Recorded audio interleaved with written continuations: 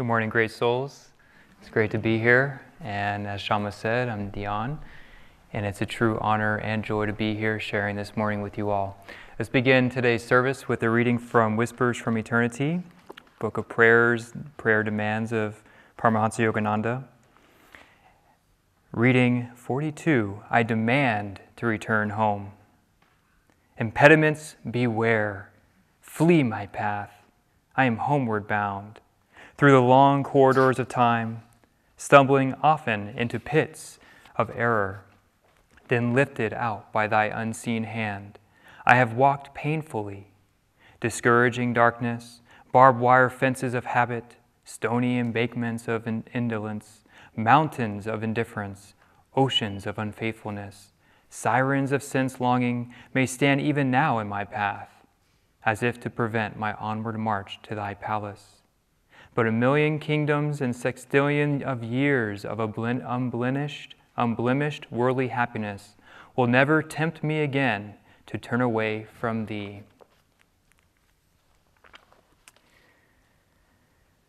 Well, this morning's topic on deeds versus intentions. You know, the spiritual life, the teachings that we feel inspired to tune into is like a brilliant diamond. It has many facets. And when I first learned that I was talking on this particular subject, I was reminded of another facet of deeds versus intentions that I would like to explore today. Years ago, I realized that New Year's Eve, when I was going through what I would like to do the coming year, I was writing my resolutions out, and it was a little bit of a sobering moment because I realized, wait a minute, deja vu. This is what I've been talking about last year and the year before and the year before, and it's like, has anything changed? And I had to ask myself, do I simply have the intention to change, or am I determined to change? Because, as the saying goes, the road to Hades is paved with good intentions. That intention alone doesn't have the power to lift us out of the fog of delusion. We need to add that element of energy. As Swami Kriyananda defined willpower as being desire plus energy focused towards fulfillment. And so intention is good. It's a necessary starting place, awakened by our inspiration. But we have to act on that inspiration. We have to infuse our daily lives with the constant remembrance of that inspiration. There was this experience I had. It's a two-part experience, but nonetheless very transformative for me. I was in LA some years ago, and I had a dream with Swami Kriyananda. And in this dream, everything was quite opaque, kind of grayish, as if just in space. And Swami was in his full ochre robes, standing before me. And with piercing gaze, he was looking at me. And he said, with great power, this is the source of my power. And all of a sudden, I could see and feel this illumination of this cosmic energy radiating into lower chakras, shooting up his spine, beaming through his eyes, and filling me with his bliss. I could just feel completely overwhelmed in the dream. So I woke up and felt quite uplifted, quite touched, quite blessed. And that experience is still lingering with me. So after I had that dream, about a week or so later, Nayaswami Shankara was on his way to a year seclusion in 29 Palms. A year seclusion. And he was making his stop in LA, and he was staying with me for a weekend. With great enthusiasm, I shared with him about this dream, and he looked at me and he said, "What are you going to do about it?" That's all he said. Now, that makes sense, being a monk on his way for a year seclusion. He was not operating on the plane of mere intention, but I was still enthusiastically talking about it rather than acting on it. And so I ask you today, after we are now exiting this incredibly sacred season of Easter, it seems like an eternity ago, but nonetheless, the oratorio, Easter service, long meditations, and simply our daily life of striving and aiming towards God realization. We live an inspired life. And that inspiration naturally invokes in our heart the intention to explore that inspiration, to live by that inspiration. But we're often challenged by that, aren't we? Why are we challenged to live our inspiration? What is holding us back? What's keeping us on that plane of intention and not necessarily into 100% action? Imagine you were approached by a stranger that felt very inspiring, but nonetheless you never seen him before or her. And they walked up to you and looked at you penetratingly, and all they said with great inspiration, "Come, follow me." And you could feel in those simple words such a divine promise.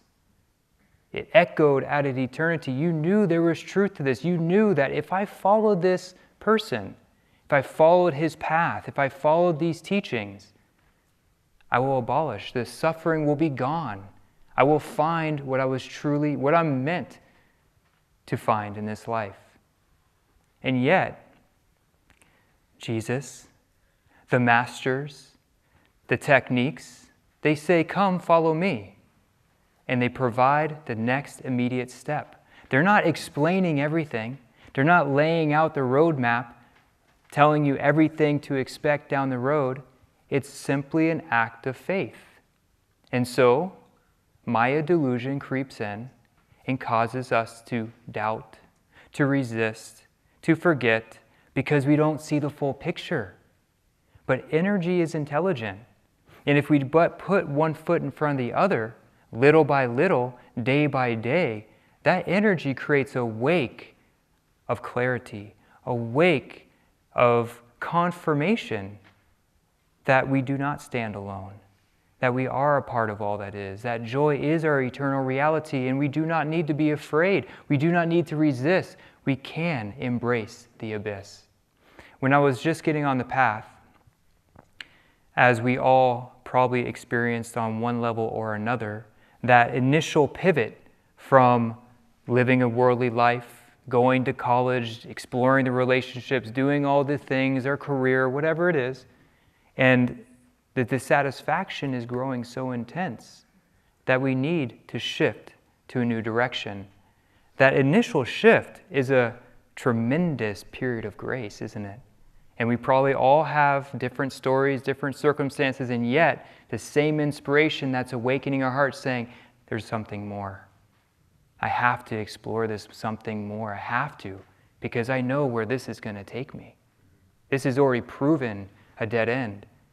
So my journey, I was living in the Bay Area, and I was in a desperate place.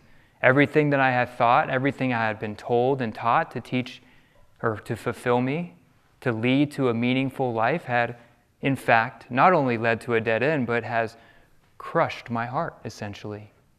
And I was in a place where I didn't know what to do. And I remember reaching out to somebody that I respected greatly, a shaman lady that I used to go to sweat lodges with. And I wrote her an email, "What should I do?" And all she said was, "Start writing in a journal." And I resisted it. Writing in a journal, like, what is that going to do for me? I mean, I need some help. Writing a journal, I got to get out of this. I don't need to express this. But I started writing because I had no other alternative. And the first couple weeks was pretty mundane. About the day, the customers I encountered at Starbucks, all the things that, the young mind of a agonizing spirit may contemplate. But then something shifted. Something that I can't explain, that all of a sudden, through the continued effort, it seemed that a new trench or a new flow of energy was starting to generate. And instead of just Dhyan writing his thoughts, a consciousness started to guide those thoughts. And in this writing, I started to be encouraged to seek within, to not depend on the world for my answers, to not look for my fulfillment in people, places, and things. And I could feel that it had such an impact on my consciousness. I was often stunned after 1 or 2 hours of just writing. And this journal is so precious to me that I still have it. as a sacred reminder that God responds to every prayer. But over time, the journal writing led to meditation, led to spiritual study. I bought the autobiography of a yogi, and it just so happened that I bought a centennial commemoration edition from SRF. And in that book was also a bookmark. So the first 3 sentences I've ever read of Master's were these. And I have to tell you that in this moment, though I did not know it, the disciple made contact with his guru once again, because in these 3 sentences encapsulated the message that had been conveyed in this writing. The love of God cannot be described, but it can be felt as the heart is purified and made constant. As the mind and feeling are directed inward, you begin to feel His joy. And I only share this because I doubted it. We're given everything we could ever imagine needing for liberation. We have the community, we have the satsang, we have this music. You know, I once heard that, I think Swami said it, that you could tell everything you need to know about a culture based on the music that they produce and listen to. Look at the music that Swami has given us. Look at the techniques we get to practice day in, day out. The service, it's a complete path. So let's dive in headlong. Because so long as we hold ourselves back, God will hold Himself back. And Master made it very clear, Yogananda made it very clear, God helps those who help themselves. And so we are all co-creators with God. It's amazing that even though it may look like we're acting alone, we're practicing our Kriya alone, the results may not be as forthcoming as we had hoped, but every effort is creating a new reality. And remember that the effort is far more important than the result. Because we, as children of the infinite, we are expressing the same creative process that God expressed in manifesting the universe.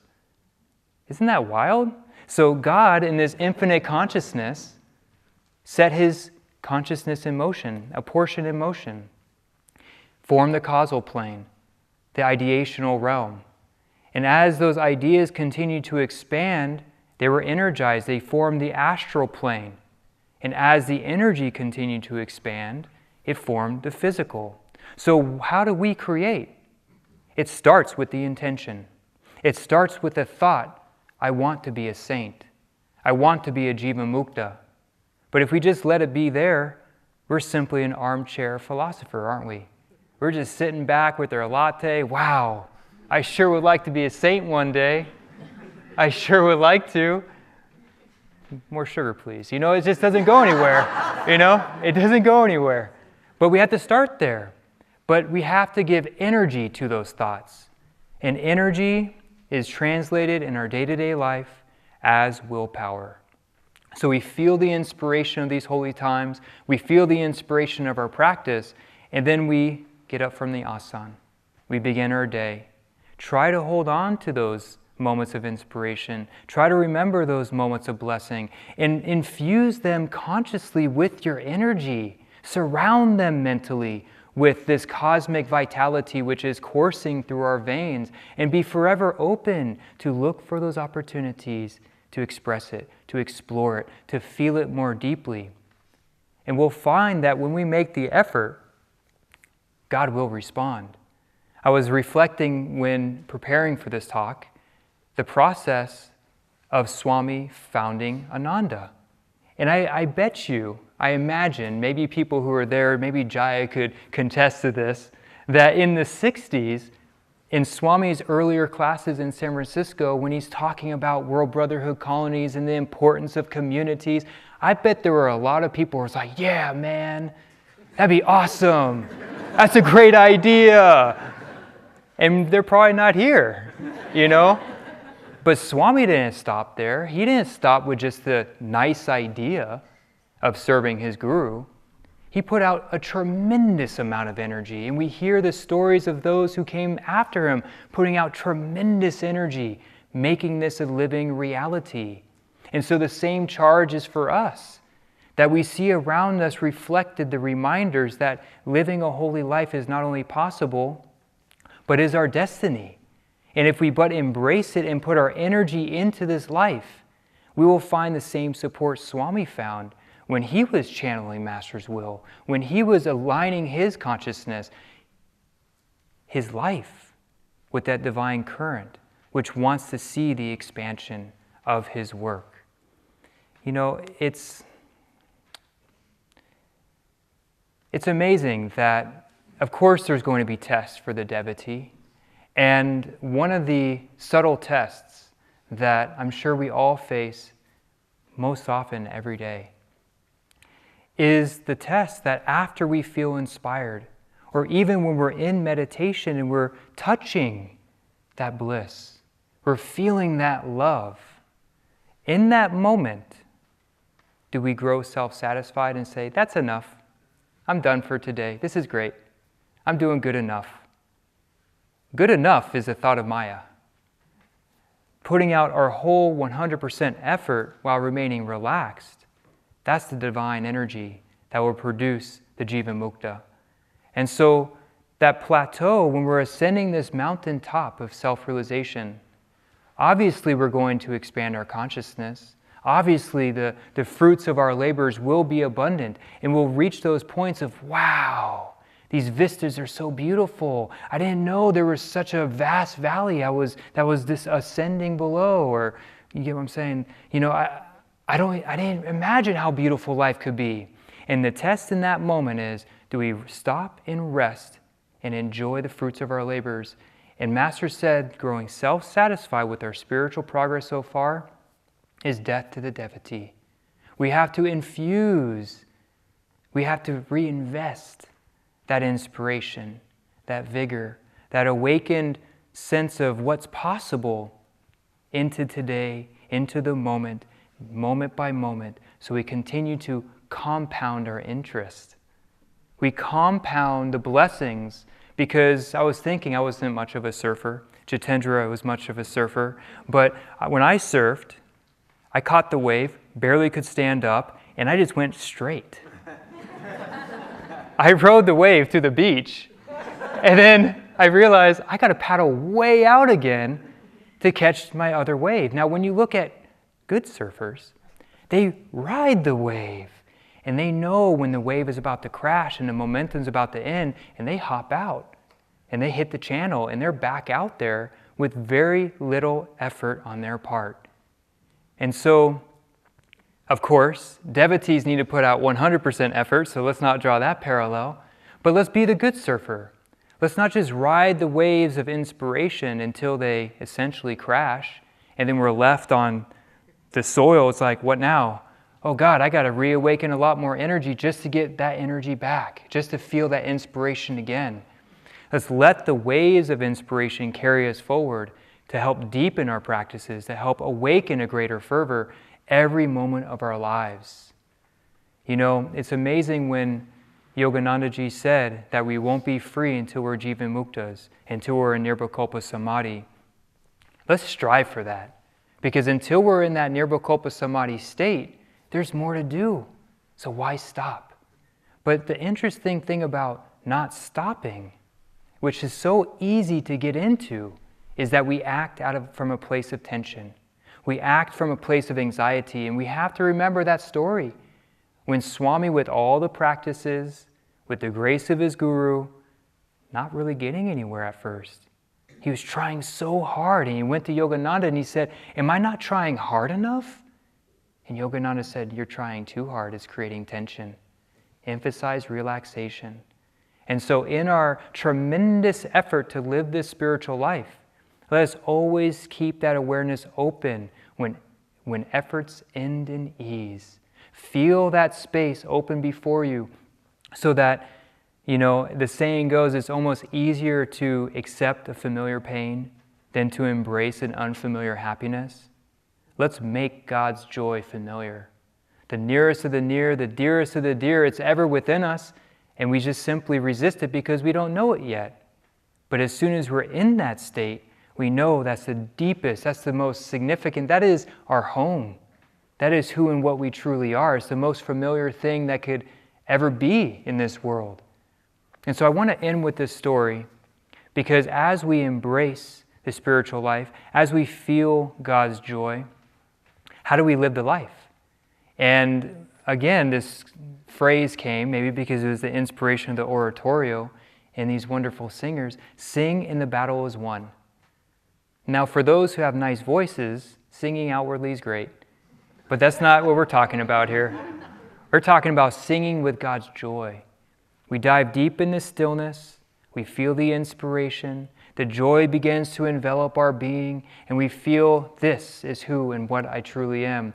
Then the battle of life begins. How do I sing this joy through the throes of change, through the ups and downs, through the change of keys? It doesn't matter what comes, because so long as we can sing with that joy in our hearts, we can share that joy with our friends, we can lead our life, exemplary lives, as the masters have taught us, then the waves of change will not affect us. So the story is this, it's quite amazing.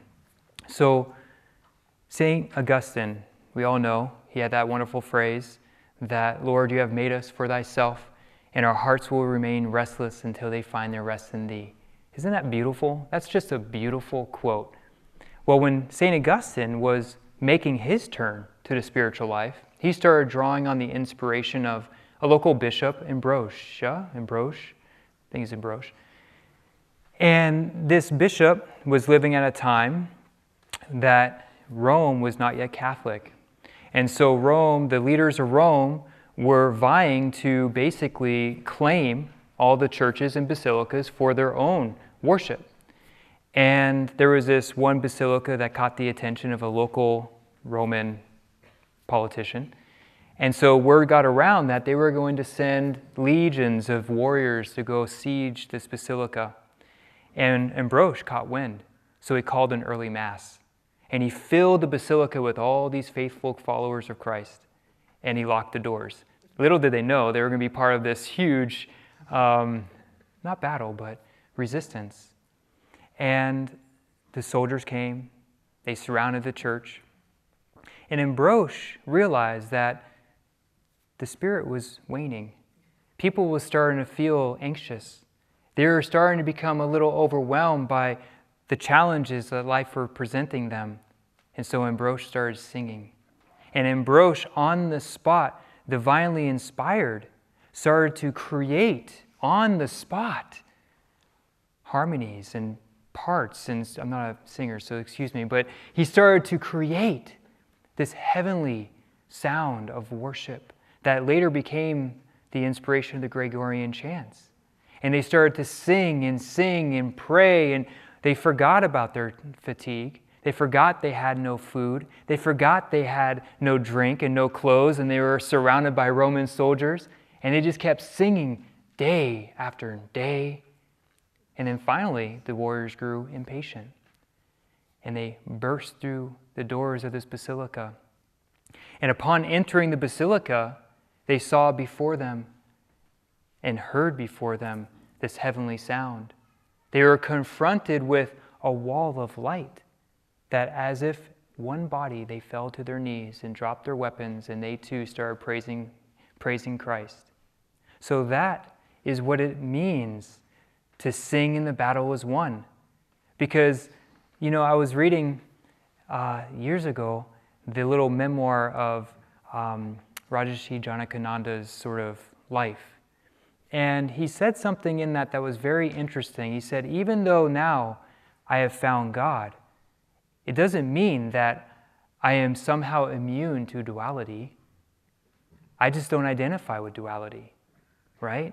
Because so long as we're in this body, we're in this realm of relativity, circumstances will go up, circumstances will go down. Even Rajarshi himself had a period of 7 days or so where he did not see the light.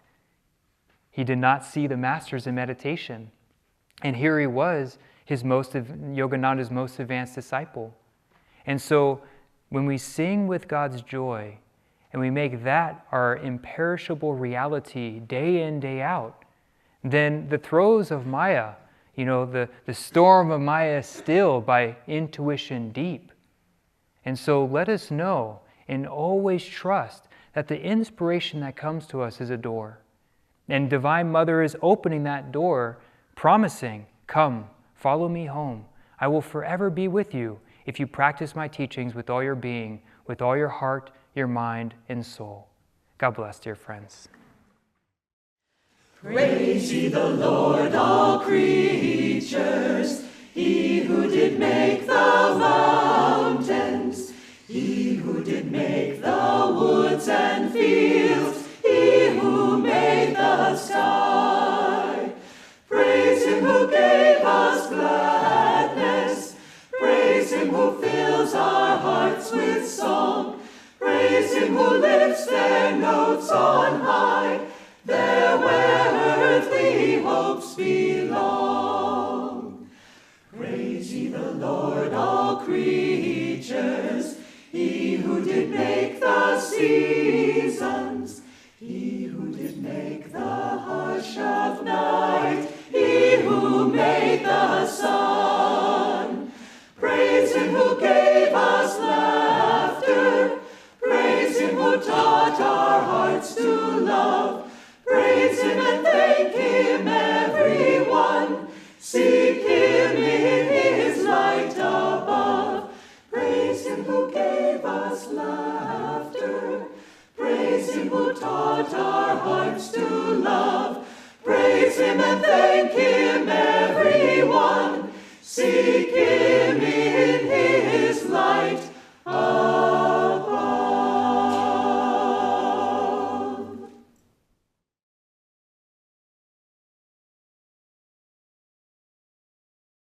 This song is, of course, written by Swami Kriyananda, and it was inspired by a trip that he made to Ireland, where he went to Tara, where there are just now ruins, but used to be the site of the great Irish kings.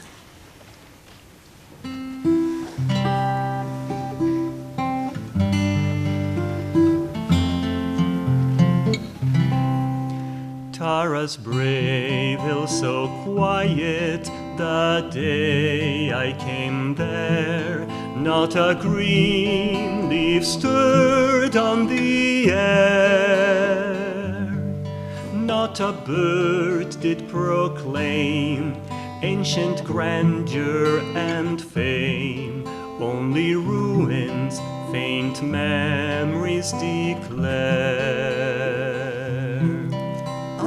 Marveled to think, how can greatness e'er die? How can song disperse in the sky? How can hopes and dreams fade? How the warrior's sharp blade become dust? Was victory alive? I stood there and pondered the great deeds of men's past, how like clouds in the sunset no glory can last. Even we, as we labor to achieve some bright end, must accept after glory that the night will descend. I've dreamed a broad rainbow over thicket and thorn, over crags that called tarry, your hopes are forlorn. All too oft in my dreaming, courage turned to despair, till I learned that success is but the courage to dare. As I gazed and thought sadly of Tara's demise, suddenly I saw her walls rise, saw her long regal halls, heard her people's brave calls, as though time had doffed a disguise. And I knew in that moment the deeds that men do never die. Each victory is true.